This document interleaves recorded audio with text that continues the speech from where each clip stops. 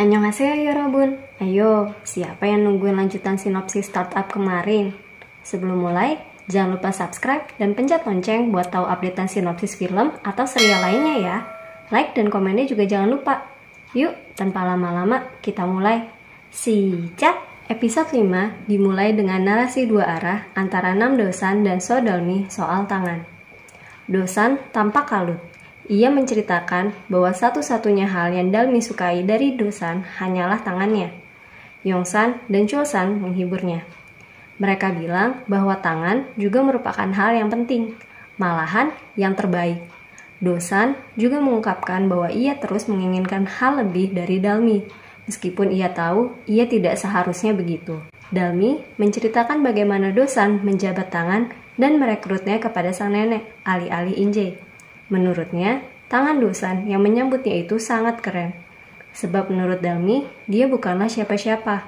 Sama seperti Do-san, Dalmi pun mengungkapkan bahwa ia terus menginginkan hal yang lebih besar.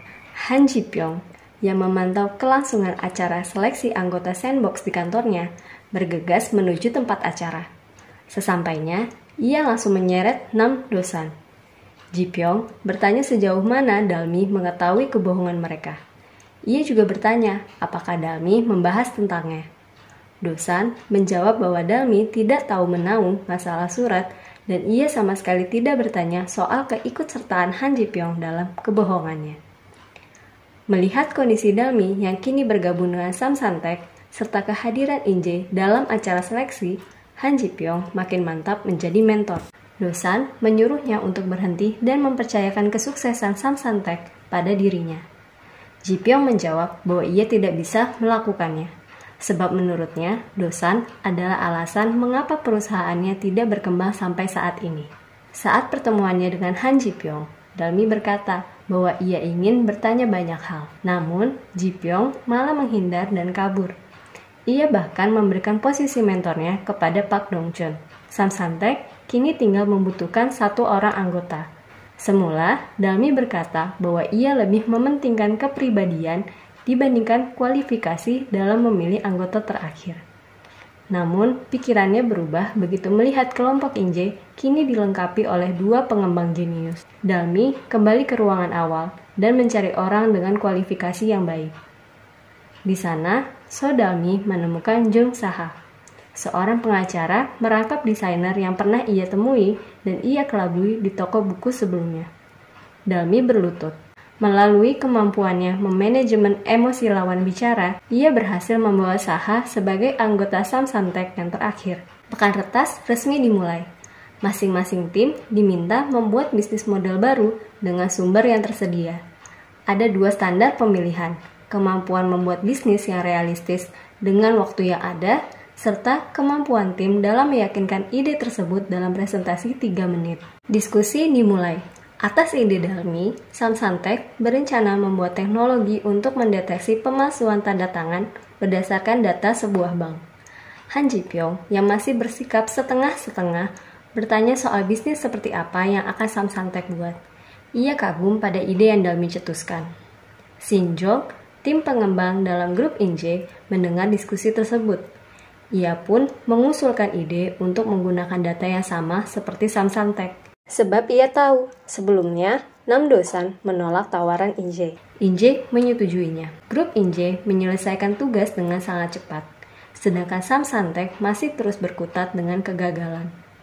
Do-san, Chul-san, dan Yong-san mencoba segala cara. Buntu, Dalmi memberikan ide untuk mengganti pendekatan yang mereka buat. Ia bilang mereka harus cari jawaban lain jika terus salah, sekalipun beresiko. Ketiganya pun melakukan sesuai arahan, kembali mencoba dan akhirnya berhasil. Dalmi dan Inje berpapasan saat di toilet. Inje menyuruhnya untuk bekerja keras agar bisa lolos ke sandbox dan betul-betul bersaing. Ia juga berkata bahwa Dalmi lagi-lagi salah menentukan pilihan. Ia salah memilih Nam Do-san sebagai tim pengembang, sama seperti ia salah saat memilih ayah mereka dulu. Tidak terima, keduanya pun sepakat untuk melihat siapa yang sebenarnya salah nanti. Chul-san yang baru mengetahui kalau Dalmi, seorang tamatan SMA, terus saja memandang miring. Ia meminta Dosan untuk melakukan presentasi alih-alih Dalmi. Dosan, yang mengerti seperti apa rasanya terus diremehkan, memintanya untuk tidak bersikap seperti itu. Puncaknya, Chosan malah berkata bahwa ia yang akan mengambil alih. Hal ini segera dihentikan oleh Han Ji-pyong. 당신들이 하면 진짜 답 없는데? Ia berkata bahwa kesuksesan presentasi Sodalmi memang belum pasti. Namun, kegagalan jika mereka presentasi sudahlah pasti. Sebab buktinya, mereka tidak pernah berhasil menarik investor, sekalipun merasa paham betul dengan kecerdasan buatan. Setelah menjanjikan dirinya sebagai alternatif investasi, Chosan pun diam. Sebelum presentasi, Ji-pyong memeriksa draft presentasi Samsantek.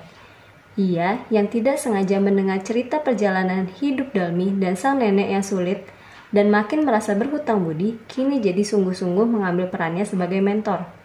Ji-pyong pun memberikan masukan. Waktu presentasi tiba. Awalnya, mereka khawatir karena Dalmi terlihat gugup.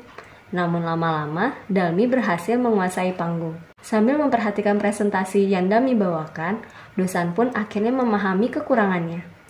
Presentasi bisnis mereka tampak meyakinkan dan mendapatkan apresiasi yang bagus dari audiens. Sayang, impresi ini hancur begitu grup Inje mempresentasikan ide bisnis perusahaannya. Won Do-jong, ayah tiri Inje, nampaknya dengan sengaja mengadu ide bisnis kedua perusahaan tersebut. Hasilnya, teknologi yang Samsantek buat terbukti kalah. Dosan marah. Ia kecewa pada dirinya sendiri dan merasa kegagalan mereka disebabkan olehnya. Di akhir episode ini, kita diceritakan pertemuan Alex Kwon dan keluarga Dosan. Alex, yang penasaran dengan Nam Dosan setelah kemenangannya di Koda, berniat untuk menemuinya. Dalam pertemuan itu, ayah dan ibu Dosan menceritakan bahwa Dosan adalah anak yang pintar. Namun sayang, ia tidak berambisi. Begitu melihat kegagalannya saat presentasi, Alex menyadari ambisi Dosan sepertinya mulai bangkit.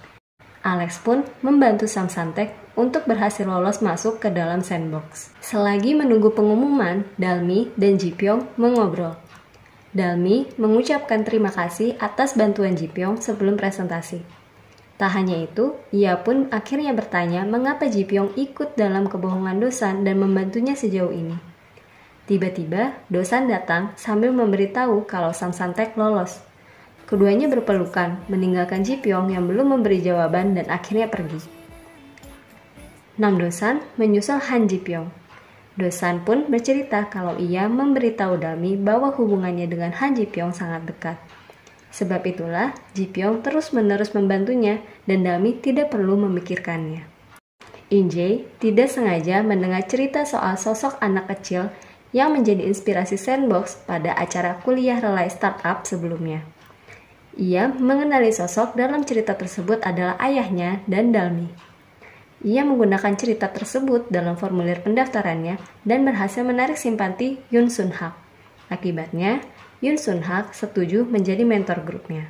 Alex Kwon dan Han Ji-pyong menawarkan diri untuk menjadi mentor Samsantek. Namun, So Dalmi lebih memilih Han Ji-pyong. Ji-pyong heran atas keputusan itu. Dalmi menceritakan bahwa Han Ji-pyong selama ini tampak memiliki ketertarikan dan keseriusan dalam membina mereka. Sampai-sampai Dalmi hampir salah menafsirkan intensi tersebut. Ji-pyong pun akhirnya setuju. Sebelum mendapatkan pendanaan sebesar 100 juta won, mereka harus melalui uji tuntas. Dari persyaratan yang ada, Han Ji-pyong mempermasalahkan nilai data pemegang saham. Saham Dosan adalah yang terbesar. Padahal, menurut Ji-pyong, Dalmi sebagai CEO yang harus memilikinya. Hal ini mengingatkan kita pada apa yang terjadi dengan Inje di perusahaan sebelumnya. Meskipun ia seorang CEO, ia tidak punya saham yang besar dan dengan mudah digulingkan. Chosan marah karena tidak terima harus memberikan sahamnya kepada Dalmi. Begitupun Hyung-san. Pertengkaran pun akhirnya tak terelakkan. Dalmi mengejar Han Ji-pyong keluar ruangan. Di sana, Ji-pyong mempertanyakan kuasa Dalmi sebagai seorang CEO.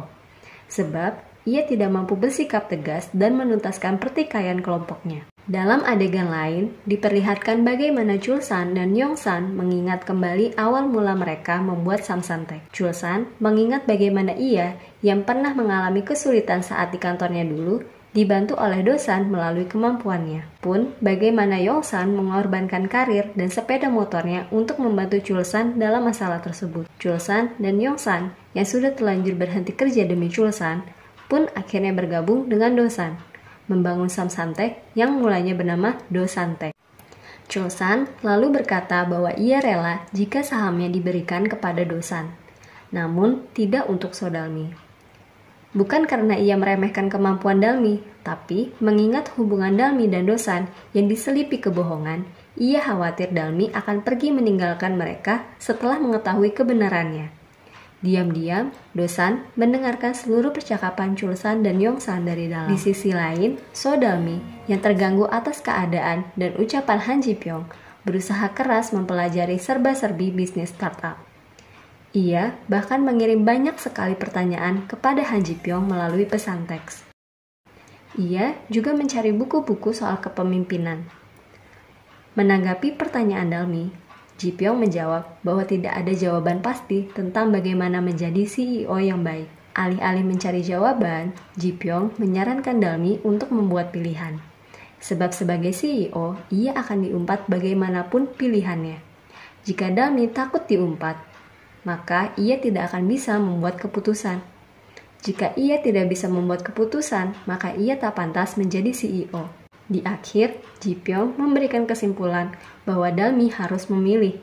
Ia harus memilih mau menjadi CEO atau mau menyenangkan semua pihak dengan bersikap tidak tegas.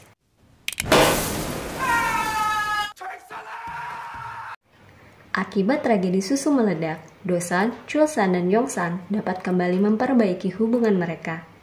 Chulsan dan Yongsan akhirnya berkata bahwa mereka akan mendukung keputusan Dosan, yang artinya mendukung pula Sodalmi.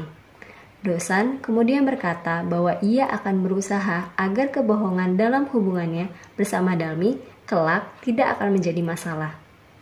Oh iya, jangan sampai kelewatan scene ini ya. 3 sahabat ini emang ada-ada aja deh kelakuannya. Dijamin kamu bakalan ketawa gegulingan deh. Menindaklanjuti ucapan Han Ji Pyong, Dalmi mengadakan rapat. Kali ini ia bertindak lebih tegas. Ia memutuskan untuk tetap menjadi CEO dan membiarkan Dosan memegang saham terbanyak. Ia juga bersikap tegas kepada Jung Saha yang selalu bersikap semaunya. Mendengar keputusan Dalmi, Han Ji Pyong kembali mempermasalahkannya. Namun, Sodalmi berkata bahwa ini adalah keputusan finalnya. Ia memutuskan untuk tidak mendengarkan saran Han Ji Pyong dan membiarkan Han Ji Pyong mengumpatnya. Pada akhirnya, Han Ji Pyong pun menyetujuinya. Kali ini, giliran Dosan yang melancarkan aksinya sebagai tindak lanjut percakapannya dengan Chulsan dan Yongsan. Ia berencana memberitahu Dalmi soal kebenarannya. Ia hendak menyingkirkan pemicu masalah yang cepat atau lambat harus ia hadapi. Dosan berkata bahwa ia akan menyapa nenek Dalmi setelah beberapa kali sempat menolaknya. Namun, Dosan dan nenek Dalmi justru terkejut menemui satu sama lain. Rupanya, mereka bertemu tadi siang di rumah sakit mata tempat Chulsan mendapatkan pengobatan. Nenek Dalmi memberi isyarat agar Dosan tidak memberitahu kondisinya kepada Dalmi dan malah terjebak untuk melanjutkan kebohongannya. Di akhir episode, kita diperlihatkan cuplikan sosok misterius yang menulis shoutout ini. Tampaknya, sosok misterius ini berkaitan dengan Yoon Sun Hak, samsantek, dan Inje. Menurut kalian, siapa ya kira-kira? Apa alasannya balas dendam? Ayo, siapa yang hatinya potek? Lihat scene-scene ini. Nantikan sinopsis episode-episode berikutnya ya. Annyeong!